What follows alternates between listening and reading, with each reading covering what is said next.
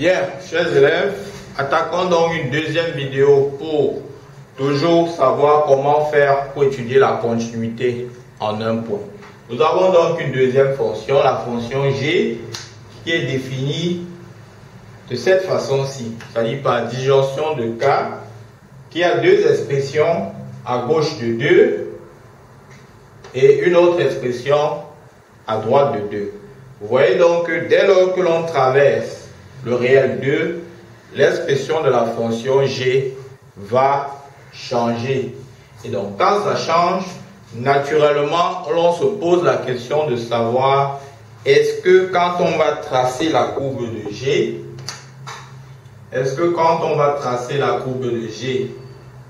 à 2, au niveau de 2, nous allons tracer sans toutefois lever la main de notre fonction comme j'ai levé comme ici.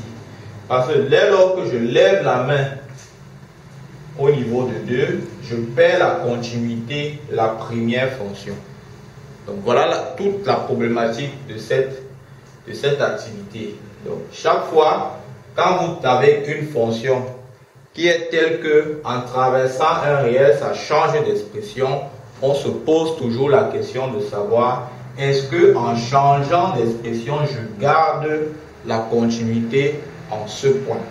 Et donc, pour donc résoudre ce problème, il est donc question de savoir quel type de définition vais-je mettre en application pour la continuité. Voilà les deux définitions.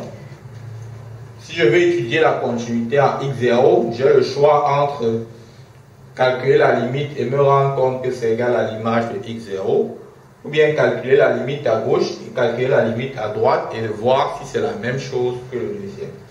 Maintenant, quand vous regardez, compte tenu de ce que je viens de vous dire, quand vous voyez votre fonction qui change d'expression dès lors qu'on traverse 2, il me semble bien que pour pouvoir vérifier si la fonction va rester continue en 2, il faut donc calculer la limite à gauche de 2, calculer la limite à droite de 2, voir si l'on obtient le même résultat qui sera aussi égal au résultat à l'image de 2. Donc, on va donc faire cela.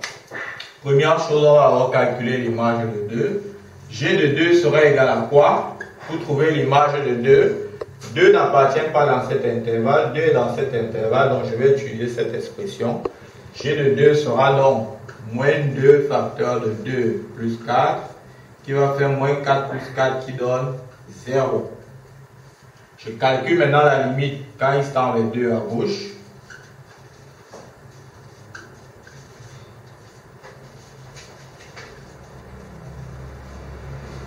On va faire limite quand il tend vers 2 à gauche. 2. Quelle expression vais-je utiliser?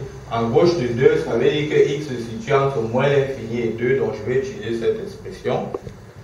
On va faire donc limite de x carré moins 3x, moins 3x plus 2, qui va nous donner 4 moins 6 plus 2, qui donne 0. Je calcule la limite à droite de 2.